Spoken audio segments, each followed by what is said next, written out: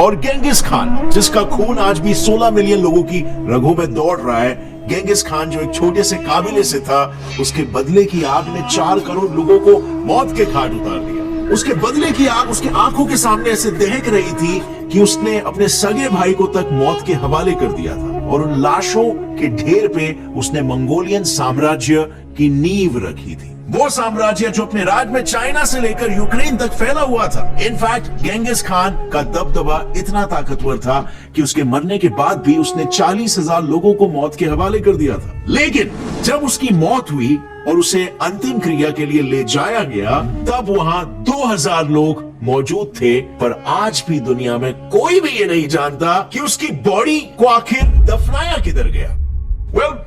आज 700 से भी ज्यादा साल हो चुके हैं, पर कोई भी उसकी बॉडी या उसके मकबरे को ढूंढ नहीं पाया है। तो कहां गई उसकी बॉडी और क्यों नहीं मिल रही हमें वो?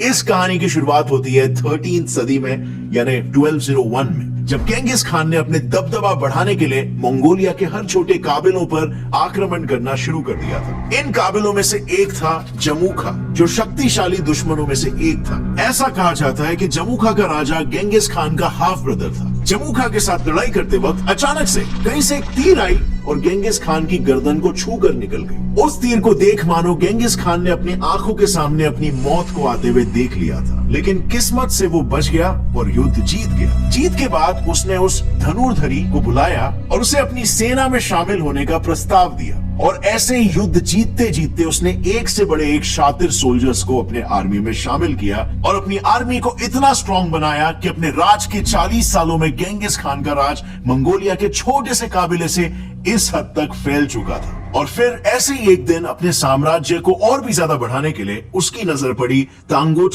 एम्पायर पर, जो कॉमनली वेस्टर्न शिया के नाम से भी जाना जाता था। इस रीजन में बेसिकली एग्रीकल्चरल कम्युनिटीज बसी हुई थी जो राइस प्रोडक्शन के लिए फेमस थी, और अपनी 1.5 से 2 करोड़ लोगों से भरी आर्मी का पेट भरने के लिए गेंगिस खान की नजर इस पर पड़ी। ये एरिया गेंगिस खान की सेना का न सिर्फ जरूरतें पूरी करने के काबिल था, बल्कि ये मंगोल एम्पायर को आर्थिक रूप से भी प्रबल कर देता, और इसीलिए एक दिन मौका देख साल 1205 में उसने वेस्टर्न जिया पर हमला बोल दिया। पर वहां पर राज करने वाला तंगूट एम्पायर इतना ताकतवर था कि ये युद्ध पूरे 5 साल तक लड़ा गया। हर युद्ध की तरह इसे भी गेंगिस खान ने अंत में जीता, लेकिन इस युद्ध के बाद उसकी सेना काफी कमजोर हो चुकी थी। इस 5 साल तक चले युद्ध में उसके काफी सारे सोल्जर्स मारे गए थे, और अब वो उस पोजीशन पर नहीं था कि वो और किसी पर हमला कर सके। और ऊपर से जीत मिलने के बाद भी वेस्टर्न जिया के लोग उसकी बात सुनने के लिए राजी तक नहीं थे। वो उसकी हर बात को नकार दिया करते थे। और एक दिन ऐसे ही जब गेंगिस खान ने वेस्टर्न जिया से कुछ आर्मी की मांग की, तब उन्होंने हमेशा की तरह उसे नकार दिया। इस रिजेक्शन के बाद गेंगिस खान को इतना अपमान फील हुआ कि उसने फिर से एक बार वेस्टर्न जिया पर आक्रमण बोल दिया, लेकिन इस बार उन्हें जिंदा रखकर उन पर राज करने के इरादे से नहीं, बल्कि उन्हें पूरी तरीके से मिटाने के इरादे से। अब फ्रेंड्स, गेंगिस खान सभी को पता है क्रूएल और फेरोशियस राजा था, लेकिन वो काफी अमीर भी था। आपको पता है कुल मिलाकर उसके पास करीबन $120 ट्रिलियन आज के तारीख में होते। इन्फ्लेशन एडजस्टेड इतने मैसिव लेवल पर उसने अपने राज्य को फैलाया था। प्रतिशोध की आग में लिपटा गेंगिस खान शिया के हर सैनिक को काटते हुए आगे बढ़ते जा रहा था, लेकिन ये आग शायद उसके आंखों के सामने इतनी बढ़ चुकी थी कि उसे अपने तरफ आता हुआ तीर दिखाई नहीं दिया, और वो तीर सीधा आके उसके घुटनों में घुस गया। लेकिन बदले की आग के सामने उस तीर की पीड़ा उसके लिए कुछ भी नहीं थी। गेंगिस युद्ध में इतना घुस चुका था कि उसने उस तीर को नजरअंदाज कर दिया, और वो वैसे ही घायल अवस्था में आगे बढ़ता रहा। अनफॉर्चुनेटली मंगोल्स ने ये युद्ध तो जीत लिया, लेकिन ये खुशी ज्यादा देर तक टिकी नहीं, क्योंकि गेंगिस खान का जख्म उसके शरीर को अपने ग्रस्त में लेता चला गया। उसका जख्म इतना पक चुका था कि उसने बिस्तर पकड़ लिया, और उसके पास अपने एम्पायर लौटने तक का भी समय और सेहत नहीं बचा था। शिया के खिलाफ पैदा हुई बदले की भावना गेंगिस खान के मौत का कारण बन गई। उस युद्ध के बाद गेंगिस अपने ही कैंप में घाव से हुए इन्फेक्शन से मारा गया, लेकिन अभी भी 40,000 लोगों की जान जानी बाकी थी। और इसकी शुरुआत हुई गेंगिस खान के मौत के बाद। उसने मरने से पहले उसकी अंतिम क्रिया कैसी होगी ये पहले से ही लिख रखा था। और मंगोल परंपरा के हिसाब से अगर कोई राजा चाहे कि उसके मकबरे की खबर किसी को नहीं होनी चाहिए, तो फिर चाहे कुछ भी हो जाए वो उसकी खबर किसी को नहीं लगने देते थे। और गेंगिस खान ने भी बिल्कुल यही लिखा था। इसीलिए युद्ध भूमि से अपने राज्य तक जब उसकी बॉडी को लेके जाया जा रहा था, तब उसके सैनिकों ने हर उस इंसान और जानवर और जीव को मार दिया जिन्होंने भी उसे देखा था। और फिर अपने राज्य में पहुंचते ही 2000 लोगों को उसकी अंतिम विधि में आने का न्योता भिजवाया गया। लेकिन ये कोई साधारण न्योता नहीं था, ये न्योता था मौत का न्योता। सही सुना आपने, लोगों को मरने के लिए बुलाया गया था। अब ये लोग कौन थे और क्यों उन्हें मारा गया, इस पर अभी भी हिस्टोरियंस की खोज जारी है। इन्हें मारने के बाद कौन सी जमीन को कहां खोदा गया, कहां गेंगिस खान को गाड़ा गया, इसके सुराग में जाने के लिए सैनिकों ने 1000 घोड़ों को उस जमीन पर दौड़ाया ताकि जमीन दब जाए और एक रेगुलर जमीन जैसी दिखाई दे। और उसके बाद शुरू हुआ असली हत्याकांड।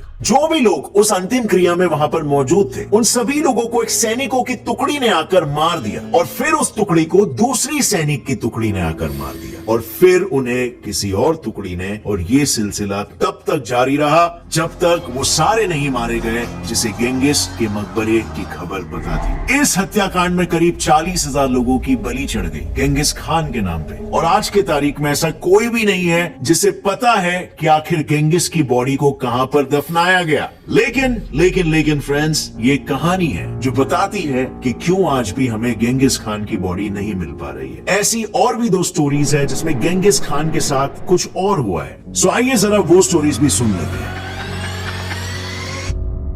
प्रतिशोध की आग में लिपटा गेंगिस खान शिया के हर सैनिक को काटते हुए आगे बढ़ते जा रहा था। लेकिन जैसे ही उसने शिया के आते हुए घोड़ों के झुंड को देखा, वो इतना डर गया कि हड़बड़ाहट में वो अपने घोड़े से गिर गया और जख्मी हो गया। फिर उसे युद्ध भूमि पे मौजूद कैंप में ले जाया गया और वहीं पर उसकी मौत हुई। इसके बाद फिर वही हुआ जो पहले कहानी में हुआ था। रास्ते में सभी इंसान, जानवर और जीवों को मार दिया गया। 2000 लोगों को मरने के लिए बुलाया गया, मकबरे के ऊपर घोड़े दौड़ाए गए और फिर आया इस कहानी का अपना एंगल। घोड़ों को दौड़ाने के बाद उसके कब्र के बाजू से बहती ओनोन रिवर के बहाव को मोड़ के इनकी कब्र के ऊपर ला दिया गया। द रीजन वॉज क्योंकि इससे 2 फायदे थे। पहला कि कोई नदी की गहराई में जाएगा नहीं, और दूसरा इतना नीचे जाने के बाद कोई उसे ढूंढेगा कैसे और खोद के बाहर कैसे निकालेगा। और इसके बाद अगेन हत्याकांड शुरू। जिन्हें ये सब पता था उन्हें एक सैनिक की टुकड़ी ने आकर मार गिराया, फिर उस टुकड़ी को दूसरी सैनिक की टुकड़ी ने, और ये सिलसिला चलता गया जब तक वो सारे नहीं मारे गए